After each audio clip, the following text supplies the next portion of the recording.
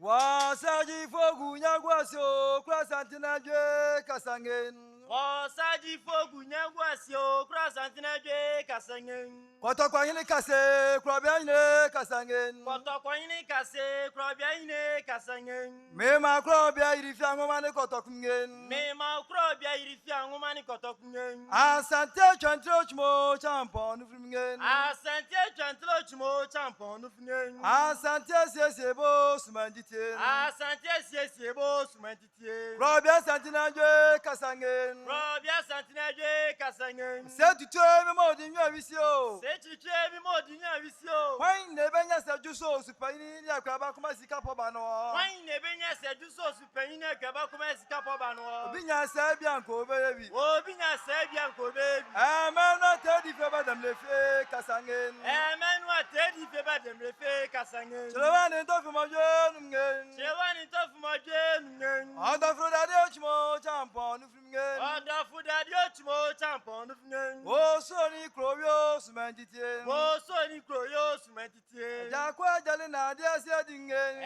Jakwa jale na dia sedingen. Akusibyo kumblo chmo champo nufringen. Akusibyo kumblo chmo champo nufringen. Jakwa office ye frampo demli fevisi. Jakwa office ye frampo demli fevisi. Setutwe memo dinyo visio. Setutwe memo dinyo visio. Why nebenya sekanti chrebu ache dankwane se wampim sika babanwa. Why nebenya sekanti chrebu ache dankwane se wampim sika pobanwa. Obinya sebia nko bebi. Obinya sebia nko bebi. Setutwe memo dinyo visio. Setutwe memo dinyo visio. Wona namusuma nkabom empuntuo enkosoba wa sentiment Ghana manyina. Wona namusuma empuntuo enkosoba Ghana ni asantimemu. Obinya sebia nko bebi. Obinya sebia nko bebi. Blagwa bakana ne frampo demli fevisi. Blagwa bakana ne frampo demli fevisi. Me mandabendo da kwa yadungen. Me mandabendo da kwa yadungen. Yadom na ne dia ko bojo tato chmo champo nufingen. Yadom na ne dia ko bojo tato chmo champo nufingen. Oto sika sama na jijakungen. Oto sika sama na jijakungen. Jakwe bo ban ko nyom flower. Jakwe bo ban ko nyom flower. Hey flower frampo demli fao. Ina flower frampo demli fao. O pokwa mi mo dinyo avisio. O pokwa mi mo dinyo avisio. Why nebenya se jacho poku paini ni acha irikwa banwa. Why nebenya se jacho poku paini ni acha irikwa banwa. Binya sebia nko bebi. O binya sebia nko bebi. O saji fogu nyagwa singen. O saji fogu nyagwa singen. Ukra santina je kasangen. Ukra santina je kasangen. Wo Jumna Chebera.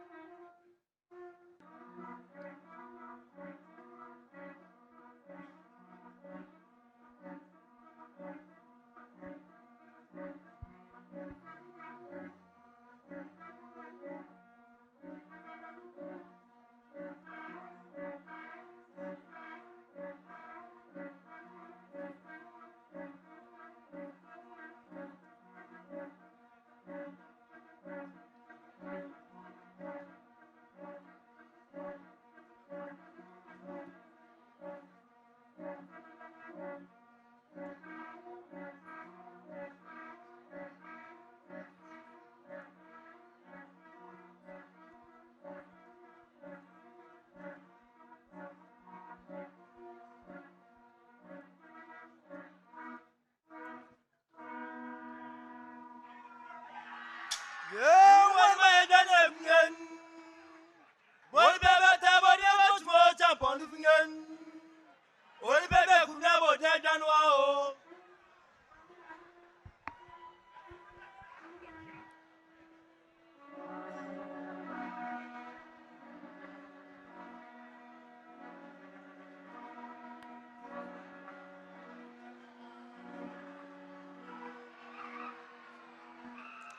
Zoom. Zoom. My brother Chancellor, I hope you would permit me to go ahead without going through what you've said in terms of recognizing people here in relation to protocol. Zoom. Let me express my profound gratitude to the Chancellor, Chair and members of Council of this great institution for the honor bestowed on me this morning. Zoom. It is an honor I accept with humility and proudly share with Nananum, whose joint efforts have contributed to everything we have achieved in the 25 years of our reign. Zoom. Zoom. And they are well represented here with my brother, Javinhe, who is chairman of the Council of State.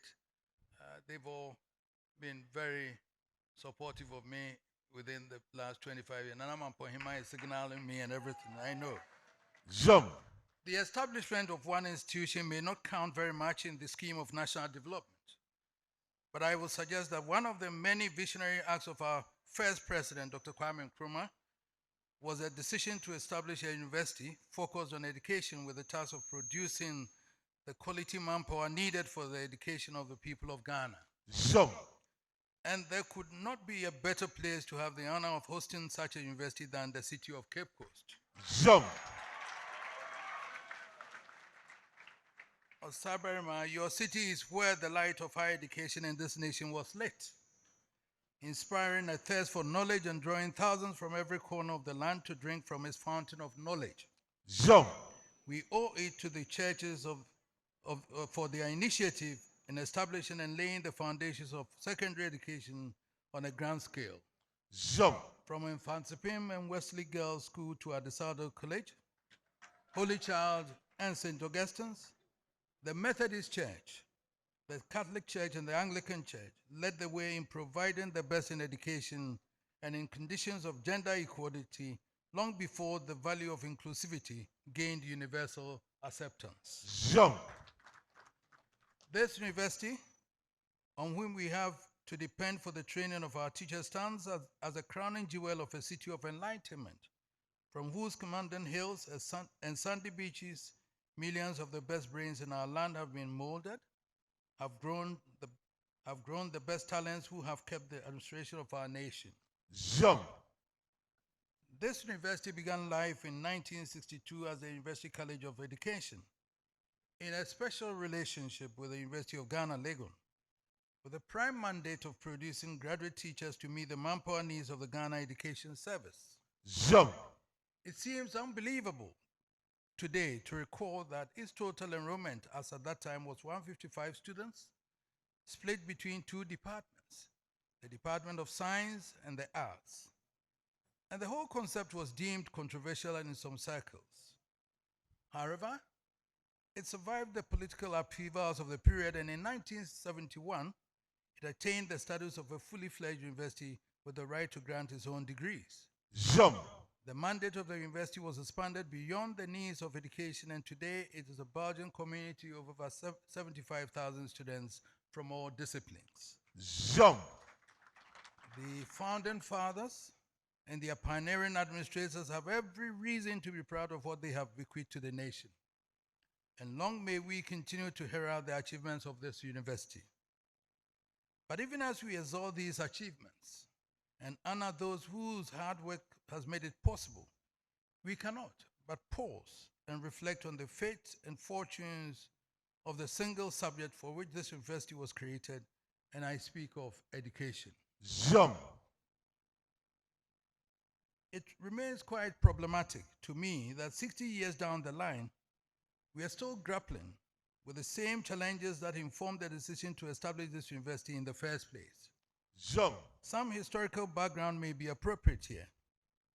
Although the Gold Coast carried the tag of a model colony, less than 10% of our population had been to school by 1951, when the people were allowed to elect the first nationalist government led by Dr. Kwame Nkrumah under the limited self-rule mandate. Jump. The government took the view that education was the key to the development of the country, and consequently launched the accelerated education program to accelerate the pace and level of education. Jump. Additionally, a program of adult education was launched to drive the home mass literacy. In 1951, total enrollment in primary schools was 154,000, middle schools 66,000, secondary and technical schools 3,550, teacher training colleges 1,916. The total enrollment of the University College, the forerunner of the University of Ghana, Legon, was 208 students. By 1961, enrollment had zoomed to over 210% for primary schools, 142% for middle schools, a staggering 438% for secondary and technical schools, Jump. 137% for teacher training, and an astonishing 478% for universities. Jump. It is important to note that the bulk of this expansion was funded by the state. Indeed, even the churches, which had been carrying the financial burden of education at the height of the colonial administration, were required to gradually disengage. Jump. Following the overthrow of the First Republic, the eminent scholar Professor Alex Kwapong headed a commission to undertake the first of what has become a seemingly unending series of reforms of the education system. The Kwapong Committee recommended the adoption of 6 years of primary school followed by 4 years of secondary education with 2 years of advanced certificate leading to a 3-year university course. Jump. Less than 4 years after the Kwapong reforms, another military coup led to the establishment of another committee, this time led by the Dean of the Faculty of Education of this university, Professor N.K. Zobo, to review the reform. The Professor Zobo Committee made social equity a fundamental thrust in the delivery of sound educational outcomes, arguing against the common entrance examination for the selection of pupils for secondary schools, as skewed in favor of children of the elite in society. Jump. Specifically, it recommended a new system which retained the 6-year primary school system, but split the secondary system into 3 years of junior high school and 2 years of senior secondary school lower division and 2 years of senior secondary upper division. Jump. The Zobo report formed the basis for the far-reaching reforms of 1987. In preparing for the restoration of constitutional rule in 1992, Republican Constitution provided for free compulsory education for all children of school age within 10 years. Zoom. The new government led by Flight Lieutenant Rawlins's government launched a program of free compulsory universal education in 1996. Zoom. In a seminal study for the British Department of International Development, Nimue Thompson and Leslie Casireford observed in 2008, broadly, the objectives of FQ were in line with the recommendations of the World Declaration on Education for All, adopted after the World Bank UN-sponsored World Conference on Education for All in Thailand in 1990. The declaration stated that every person, child, youth, and adult shall be able to benefit from educational opportunities designed to meet their basic learning needs, and all countries were required to achieve universal basic education by the year 2000. Zoom. The rollout of FQ was followed by a National Education Forum in November 1999 to examine the prospects of Ghana moving towards compliance with the World Declaration on Education for All. Barely 2 or 3 years after, in 2002, another education sector review was undertaken to examine the outcome. Since then, every government has undertaken a serious review of education system. The troubling fact, however, is that each review has either been driven by austerity or constrained by fiscal malice and not necessarily by the desire to achieve their stated goals.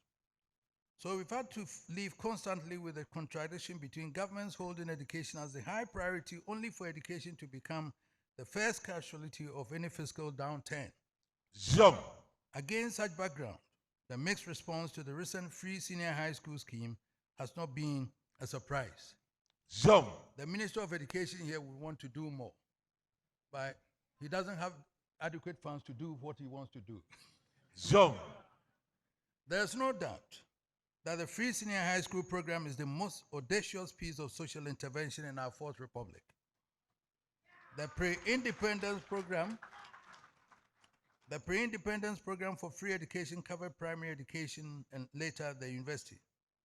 The secondary sector was beyond the capacity of the state.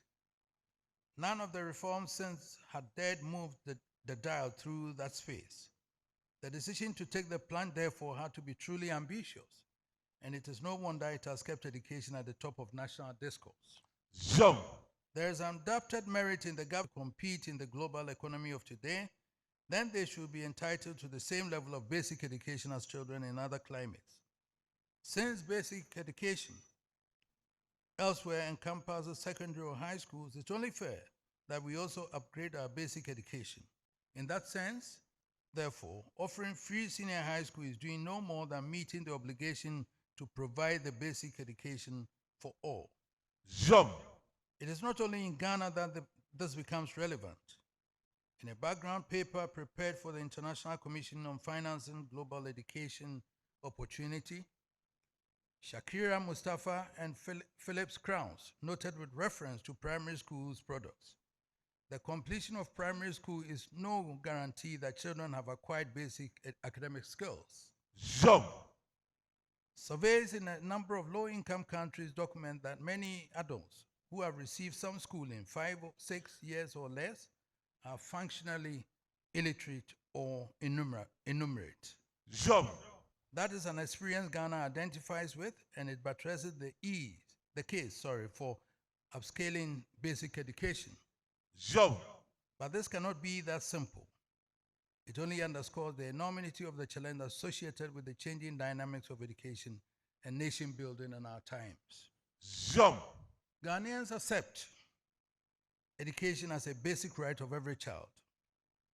All nations signed up through the United Nations and its agencies to provide basic education for all. In Africa, education is deemed so critical, the African Union has declared the year of this year, the African Year of Education. Zoom. In Ghana, it has been part of the objective of every government from as far apart as the nationalist government of limited self-rule in 1951. We see it not just as a human right, it is an economic necessity, an investment in the economic and social well-being of every nation. In the background paper already cited, the authors made the point that when any child fails to acquire basic skills needed to function as a productive, responsible member of society, society as a whole, not to mention the individual child, loses. The cost of educating children is far outweighed by the cost of not educating them. Jump. Yet, though the cost of not providing education would ultimately be higher, nations have to contend in the first place with the overriding problem of mobilizing the resources needed to invest in education. Without the resources, even our most desirable goals cannot be achieved, and that sadly has been the problem not only for Ghana but for Africa. It is the reason we are obliged to make sure that our ambitions are matched by our pockets. Jump. As we have already noted, every educational reform undertaken in Ghana has been driven by financial constraints arising from national economic malice. Whereas in the developed world, educational reforms are undertaken to ensure the content of education matches the economic and social needs of society. Here we are driven solely by what is available to spend in the fiscal space. Jump. It is for this reason that even an audacious scheme like the free senior high school, as I've mentioned, which one would expect to receive universal acclamation, has instead been mired in some controversy, with some blaming it for exacerbating the fiscal malice of the economy.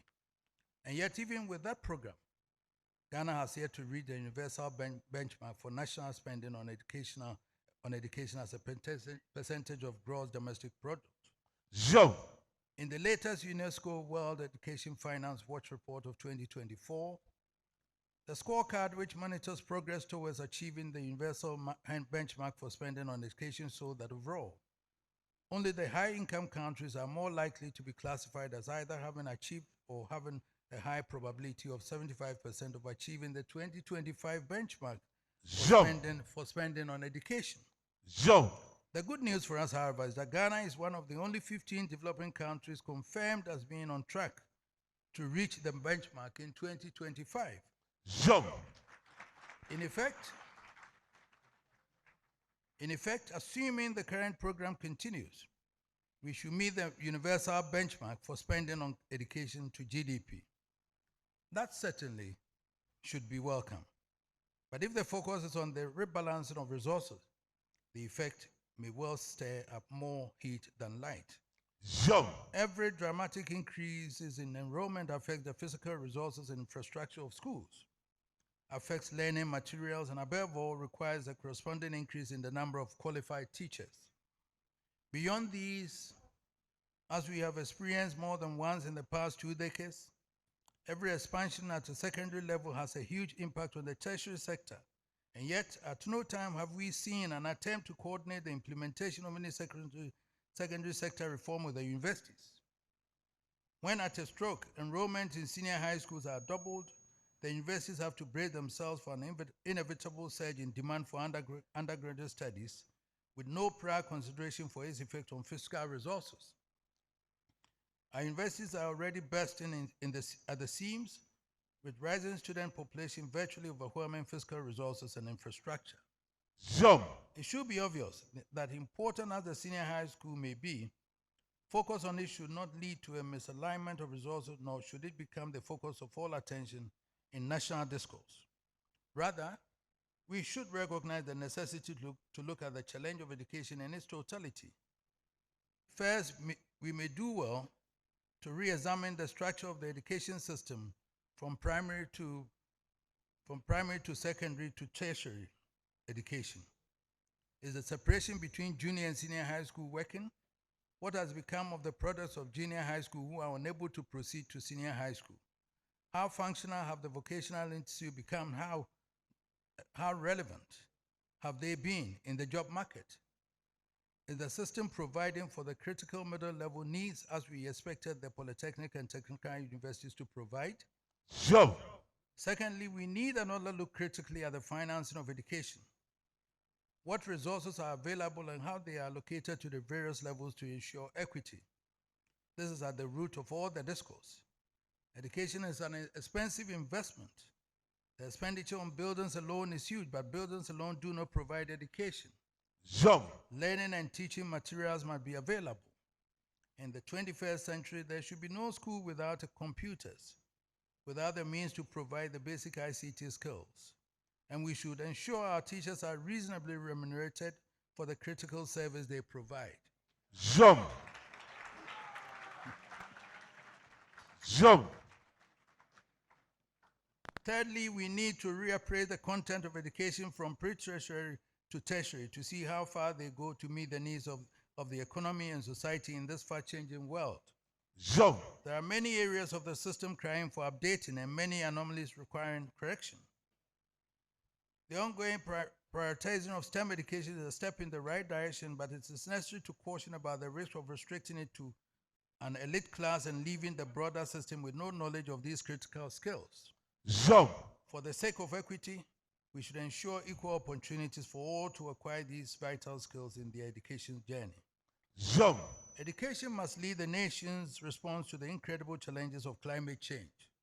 Zoom. If we are to fully appreciate the gravity of the threat to our planet and come to terms with what needs to be done to obviate the consequences, our education system must infuse in us, from the pre-primary stage to the tertiary, the science and the knowledge which should guide our actions.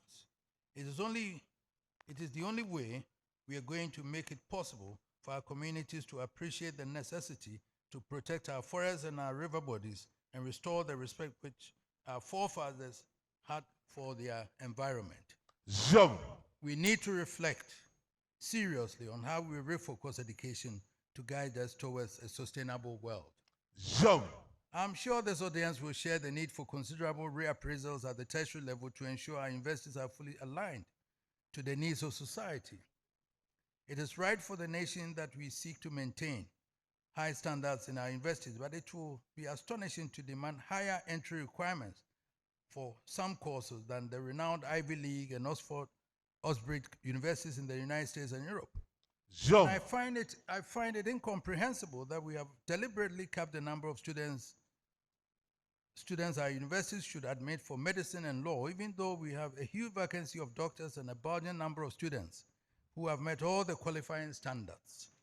Zoom. We have the absurd situation in which parents of Ghanaian students have to find foreign exchange to send their children to Europe and other places to study medicine abroad and then return to be employed by the Ghana Health Service. Zoom. Assuming there are some impediments in the way of increasing the intake of students, would it not make more sense to remove those impediments to allow for all qualified students to gain admission and perhaps offer space for foreign students who will pay us in foreign currency? Zoom. Beyond these key professions, it remains a sore issue whether our education system is producing the skills set needed to keep business and industry moving. But however we may try within the educational establishment to refocus education, it will be to no avail unless we can get the national economy into good shape. Zoom. It remains incontrovertible that only the state can deliver the resources needed to achieve the goal of education for all. And only a strong, resilient, and sustainable economy can generate the needed resources. Zoom. Because education is so critical for the state and the state is correspondingly critical for education, I see the need for a special kind of relationship between the state and the education establishment. Zoom. Mr. Chancellor, Chair, we made education the focus of our reign when we ascended the Golden Stool 25 years ago. Zoom. As a concrete expression of our commitment, we established our education fund, which has become an example of the support that education can derive from non-state actors. Zoom. I've also had the privilege to be the Chancellor of Kwame Nkrumah University of Science and Technology. As Chancellor, by the way, I was appointed by the university, not the government. Zoom. Zoom.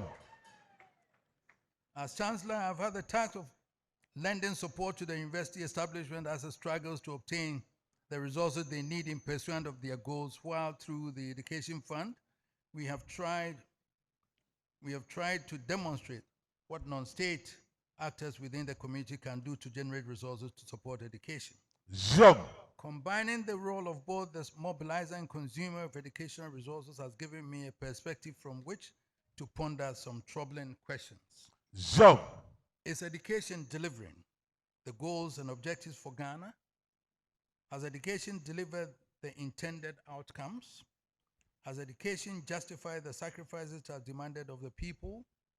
Has Ghana education been truly fit for purpose?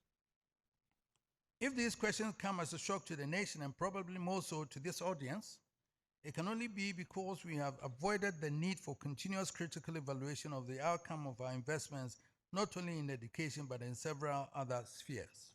Jump.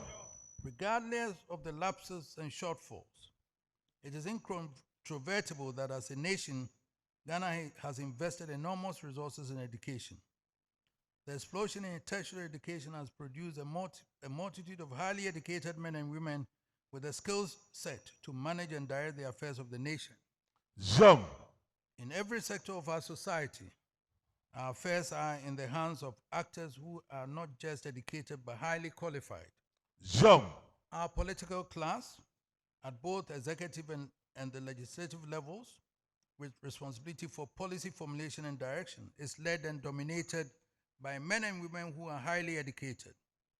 We have a judiciary service which is very highly educated. But Jump. my lady Barbara, Jump. our banks and insurance services are highly educated. Our civil service is highly educated. Our customs and internal revenue service actors are very highly educated. Our police and security services are highly educated. Our military is highly educated. Logically, you would expect this output of highly educated leaders to translate into greater efficiency in the management of our affairs, particularly in the management of the national economy.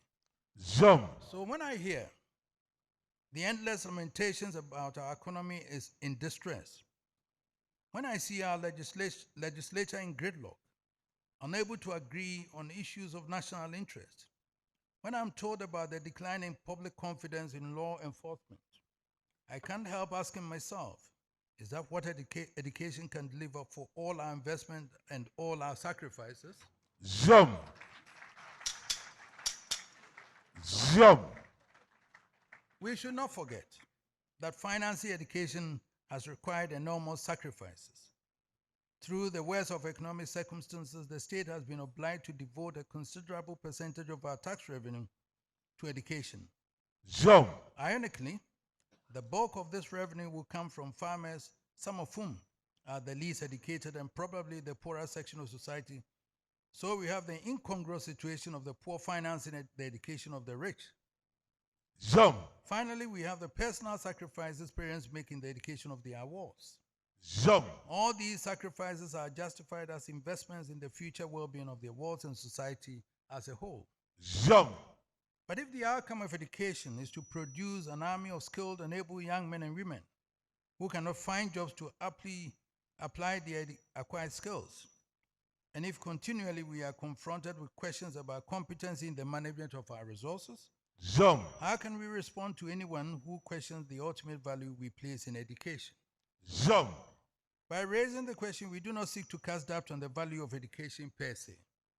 We are rather prodding the nation, and particularly academia, to be alive to the necessity of undertaking a rigorous evaluation of the outcome of education relative to the benefits accruing to the nation, to give us the tools to correct any lapses before public confidence is eroded. Jump.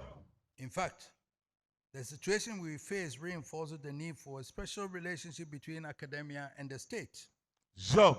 There was a period in our history during the First Republic when academia was deemed to be closeted in an ivory tower, a distance away from the real world. That is no longer an issue.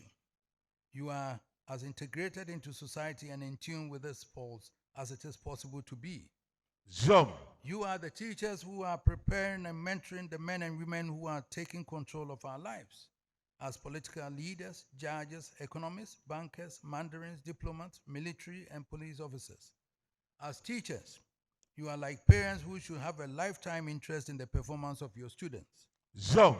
As their success inspires you, so their failure should burden you. Zoom. Beyond the personal relationship between teacher and student, there's an even greater linkage that needs to be strengthened. The university is the storehouse of knowledge. All the knowledge required for nation building. More than the storehouse of knowledge, a university is the laboratory for research, cultivation, and discovery of answers to the social, physical needs of society. You will all be aware of how much the works of universities have informed policies that have shaped countries and have revolutionized society, Zoom. countries and societies through time. Zoom. Much of the scientific and other discoveries that have revolutionized society owe their roots to the universities and to the collaboration between universities and either the state or private business. Zoom. Unfortunately, in our country, there's hardly any evidence of the meaningful collaboration that needs to exist between the state and the universities. Perhaps one reason the role of academia has been downplayed is that we have allowed the abrasive political divisions to permeate our sacred campuses Zoom. and turn them into battlegrounds for partisan combat instead of havens for imbibing and dispensing knowledge. Zoom. It is time, in my view, for all of us to wake up to the negative impact this has caused and make an effort to reverse the situation. Zoom. We can begin fashioning a new relationship between state and academia that engages the expertise of academia in the process of policy formulation on a continuous basis. Zoom. I have no doubt about how beneficial it will be for the country to create a unique quadrangle of experts from academia, business leaders, traditional leaders, and government, tasked to address the seemingly intractable problems of the economy. Zoom. This could be the beginning of continuous collaboration between academia, the state, and captains of business in finding solutions to many of our social problems. Zoom. For this to happen, however, we will need academia to wean itself of gross partisanship and cultivate and enshrine a culture of rigorous objectivity. Zoom.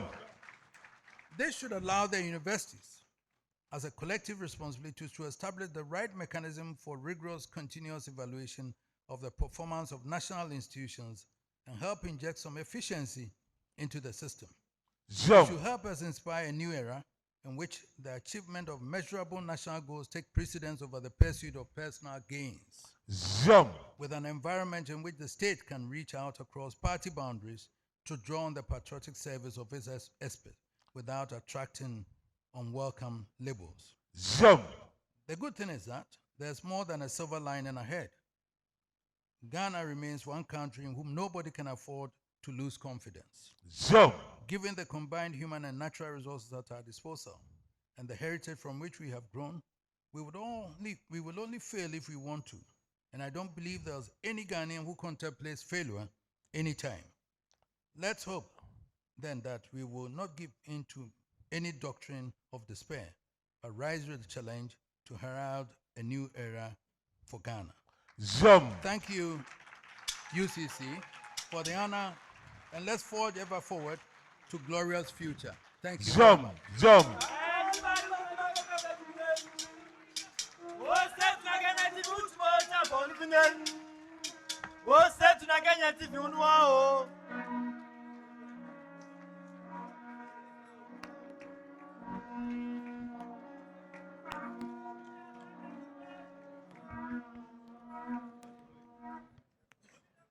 Your Royal Majesty, you would take the alumni oath, and this would be administered by the National President of the UCC Alumni Association.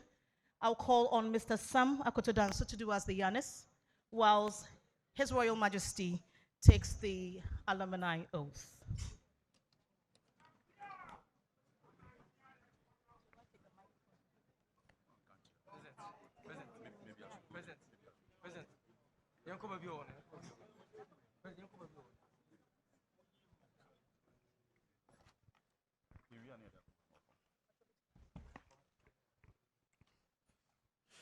Sir Chancellor, may I humbly pray your leave to stand on the protocol so established as I administer the alumni oath. Your Royal Majesty OTUMFUO Dr. Osei Tutu II, on behalf of the University of Cape Coast Alumni Association, I deem it such a great honor to congratulate you on this feat, so added to your enormous achievements. We are indeed proud and honored to welcome you into the alumni fraternity.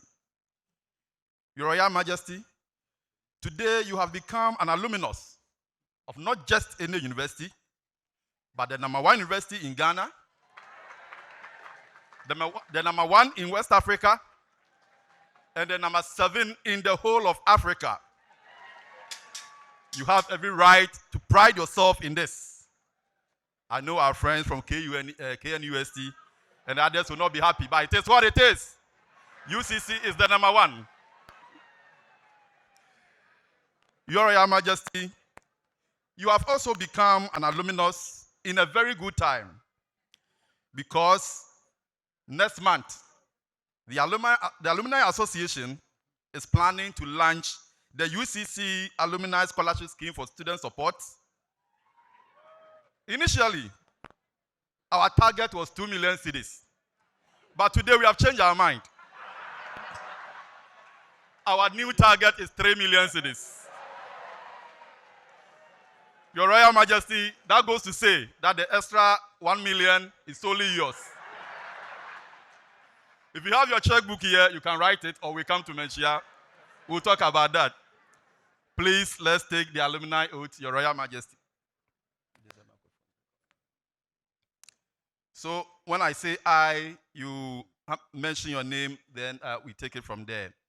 So I, OTUMFUO Osei Tutu II, do solemnly pledge do solemnly pledge to fulfill my duties to fulfill my duties as an alumnus of the University of Cape Coast. as an alumnus of the University of Cape Coast. I pledge to use my knowledge, I pledge to use my knowledge, skills, and experiences skills, and experiences to the best of my ability to the best of my ability for the advancement of learning for the advancement of learning and for the well-being and for the well-being of my community and country. for my community and country. I promise to be a loyal ambassador I promise to be a loyal ambassador for my university, for my university, to promote her welfare to promote her welfare and maintain her reputation. and maintain her reputation. I will endeavor in all my dealings I will endeavor in all my dealings to be known as a person of honor to be known as a person of honor and repute, and repute, to bring respect to my alma mater. to bring respect to my alma mater. So help me God. So help me God. Congratulations, OTUMFUO.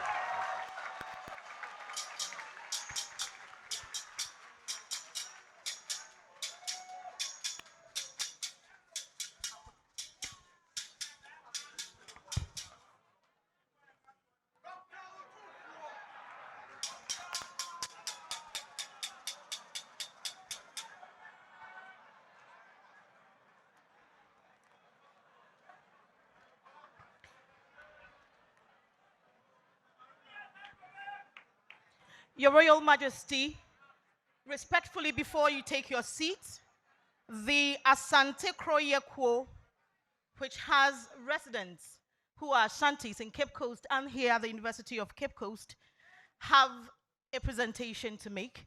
And so I would invite the Asante Kroyekwo to make their presentation.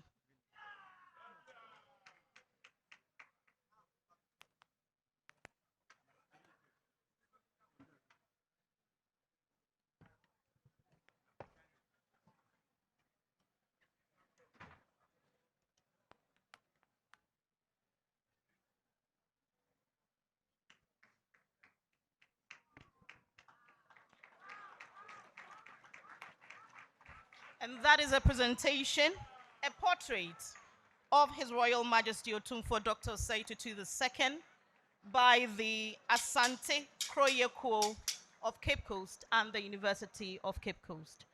Thank you very much, Asante Kroyekwo.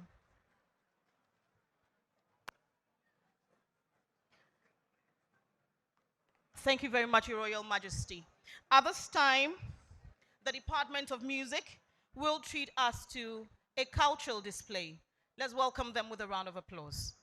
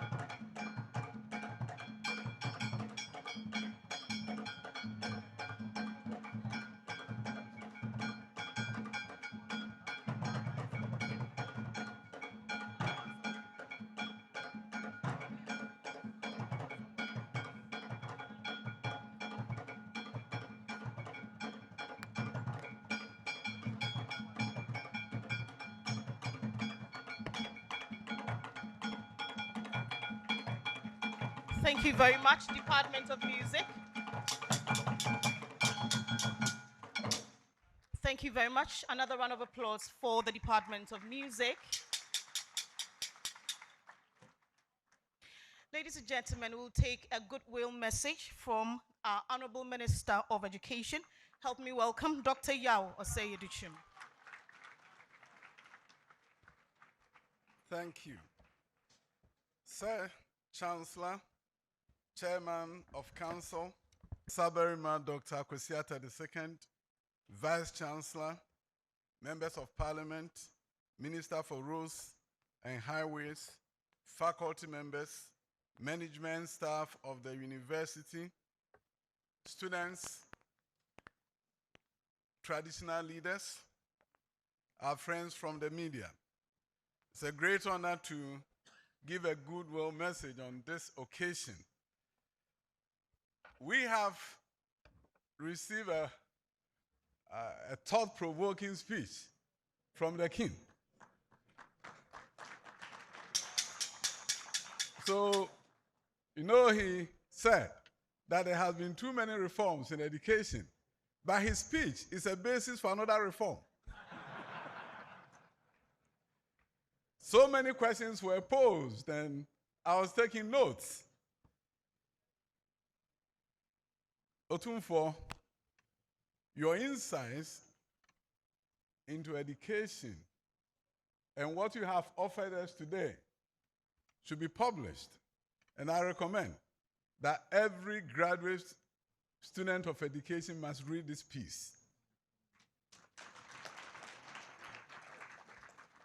Today, on behalf of the President of the Republic and on my own behalf, we congratulate you for the award of the Doctorate of Law degree, honoris causa. University of Cape Coast have done something great by honoring OTUMFUO.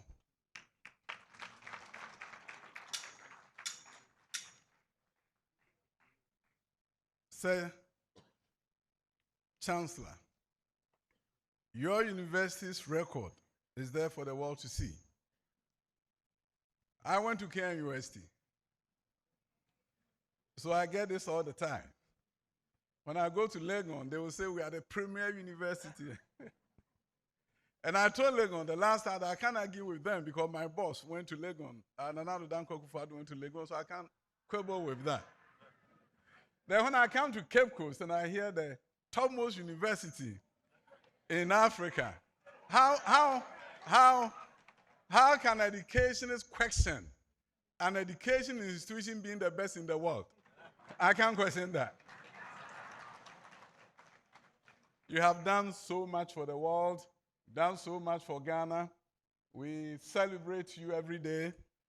You have transitioned very well from education in other spheres of human endeavor, and you have received well-deserved commendations from many, many organizations around the world. Today, I just want to say that I'm happy that OTUMFUO has been recognized by University of Cape Coast. The depth of knowledge and understanding in the field of education, when I heard him talking, said, wow. It was almost like he was reading a dissertation leading to the award of the doctorate. So standing here, he has actually worked for the degree.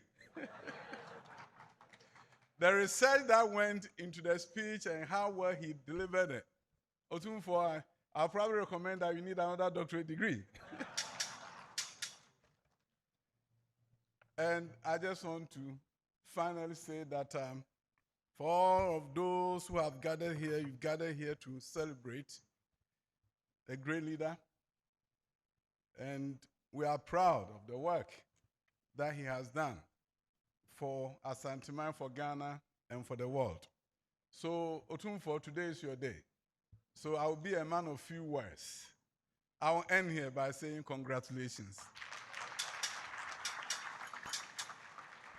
Thank you very much, Honorable Minister of Education, Dr. Yao Osei-Edichim. Ladies and gentlemen, I would ask that you humbly help me acknowledge a few individuals who have graced this occasion. And I'll start with our honorary, His Royal Majesty, OTUMFUO Dr. Osei Tutu II. We duly acknowledge the Obama Hen, Osaberima Dr. Pisata II. Help me acknowledge the Chancellor of University of Cape Coast, Dr. Sir Sam Ison Jona. The Honorable Minister for Education, Dr. Yao Osei Tutu. We duly acknowledge the Pro-Chancellor of UCC, Reverend Professor Harold Amon Kofi. We also acknowledge the Vice-Chancellor, Professor Johnson Yakuwafon. The Pro-Vice-Chancellor, Professor Mrs. Rosamond Boahene.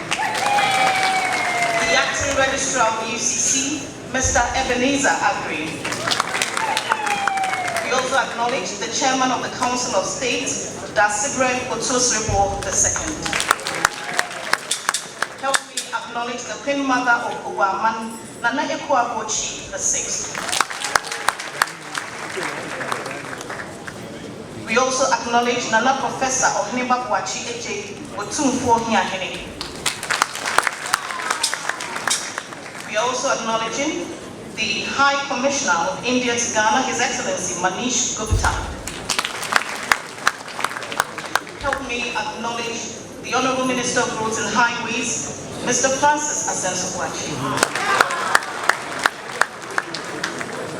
We duly appreciate the presence of the Honorable Deputy Minister for Foreign Affairs and Regional Integration, Madam Mavis Nkansa-Kwedu.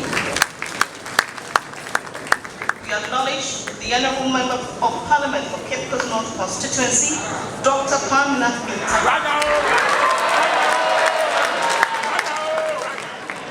Help me acknowledge the former President of Pontifical Council for Justice and Peace, Vatican, His Eminence, Cardinal Peter Pichu Afiatex. We acknowledge a Justice of the Supreme Court of Ghana, Her Ladyship Justice Barbara Aka Yesu. We also acknowledge the Supervising High Court Judge, Marcy, Her Ladyship Justice Hannah Taylor. Help me acknowledge the Methodist Bishop of Cape Coast Diocese, Right Reverend Richardson Abwaji Ayindam. We have in our midst and duly acknowledge the former Electoral Commissioner and Chairperson of the 2024 Apache Planning Committee, Mrs. Charlotte Osei. We acknowledge PC for Ghana Telecom University, Professor Emmanuel Onyini Afuapa. Professor Rita Akosia Dixon is Vice Chancellor, Kwame Nkrumah University of Science and We extend appreciation to the Vice Chancellor, Akinting Apiamika University of Skills Training and Entrepreneurial Development, Professor Frederick Beku. Professor Beku Eyimwachi is Vice Chancellor, Cape Coast Technical University. Appreciation to the Vice Chancellor, Kokoridua Technical University, Professor John Obusu. We acknowledge Dr. Cynthia Senak-Peglo, Executive Secretary, Vice Chancellor's Ghana.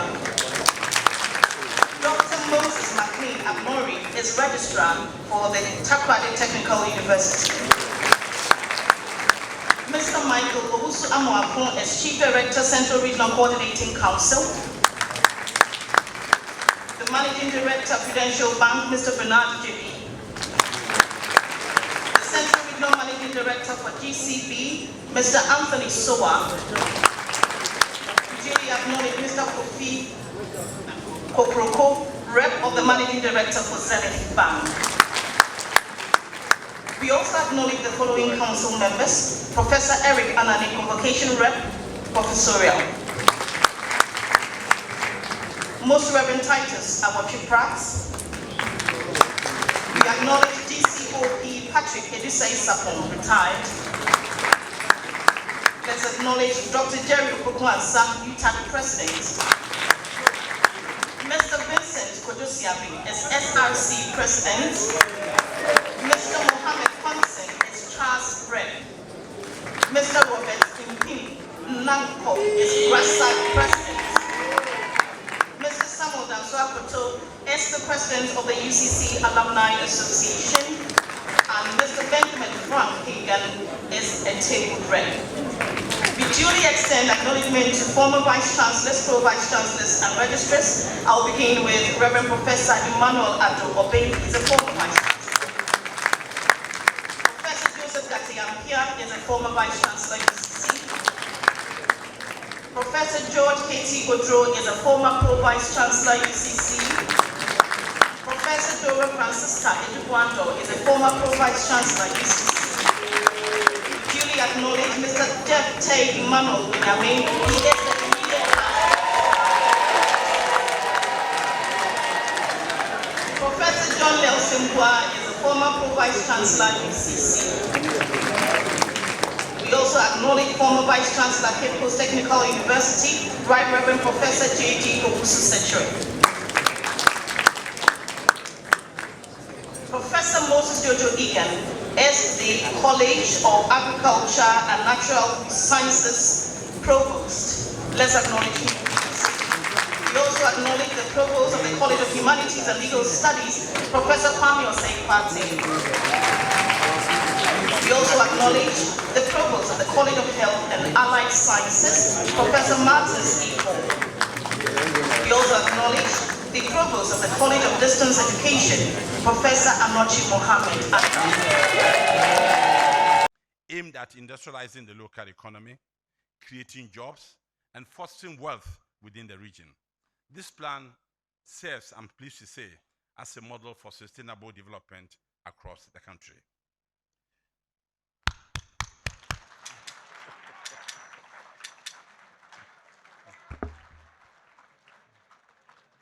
Don't be shy, don't be shy. Our honoree is a statesman of global repute. His influence extends far beyond the borders of this country. His timely interventions in matters of national and international importance have had a most significant impact. If I may share with you, in 2016, the former president, President John OTUMFUO, highlighted how His Majesty's advocacy at the IMF was instrumental in sustaining Ghana's economy during a very critical period.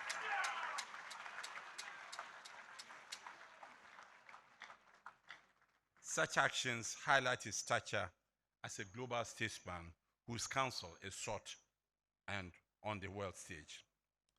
Today, as we prepare to confer an honorary doctorate degree upon His Royal Majesty, we do so in recognition of his extraordinary service to the nation and his unwavering commitment to promoting unity, justice, and development in Asantuma and beyond. And it is my immense pleasure and privilege for the University of Cape Coast, the top-ranked university in Ghana and West Africa,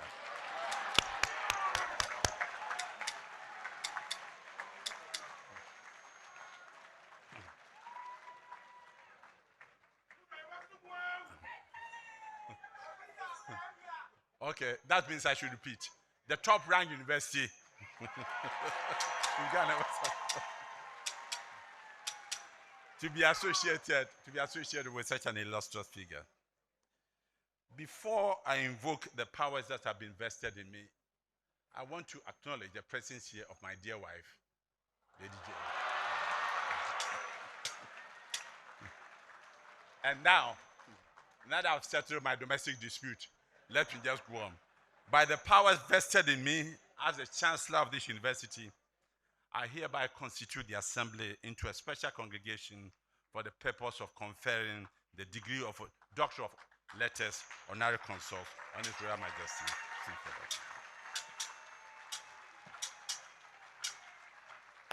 Thank you very much, Dr. Sir Chancellor. I would ask that we all rise as we sing the UCC anthem.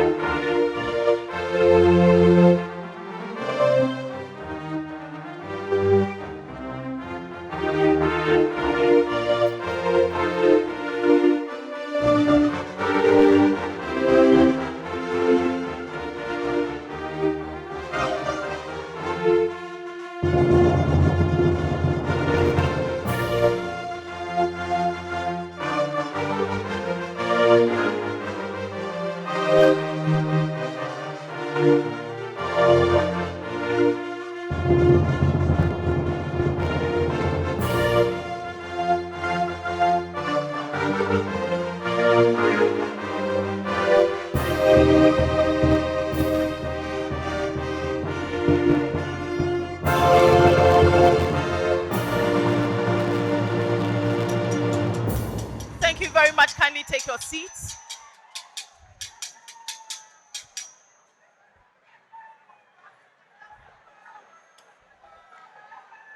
Thank you very much. Ladies and gentlemen, at this juncture, we would listen to the Vice Chancellor's address. Help me welcome Professor Johnson Nyako Bwampong.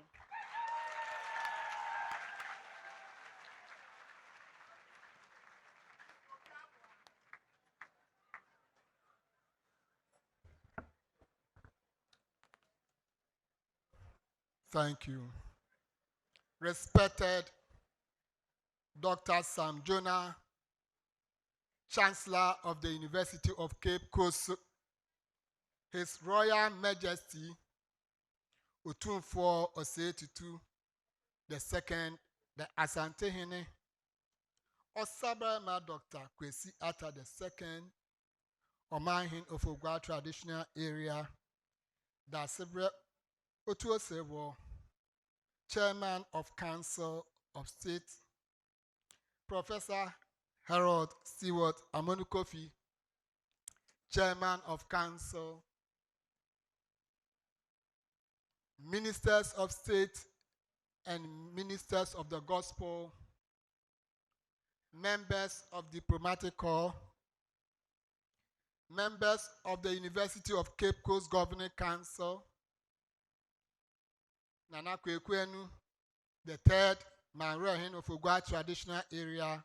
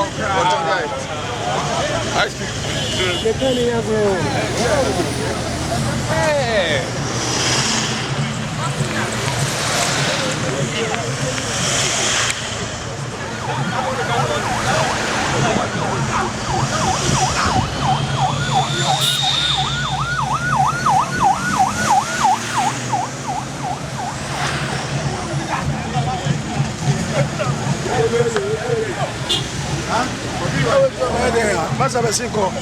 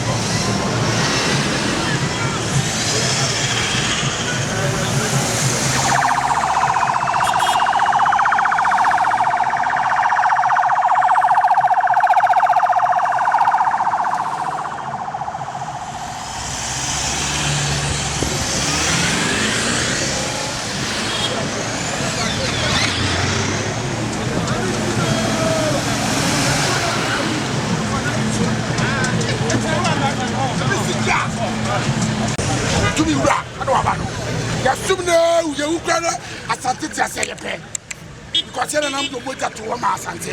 Agree at all. Where will be that? This is the former will be that. This is that. This is you.